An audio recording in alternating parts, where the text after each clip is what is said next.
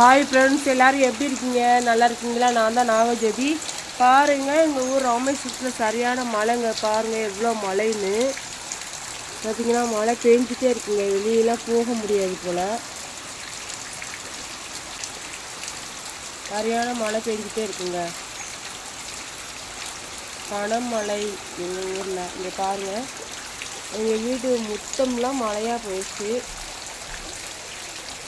அப்படிலாம் படி தான், அந்த படிக்கு மேலேயே தண்ணி வர போடுங்க. பாருங்கள்,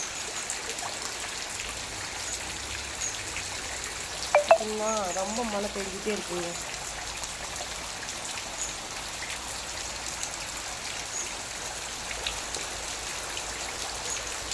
சரியான மழைங்க எங்கள் ஊரில்.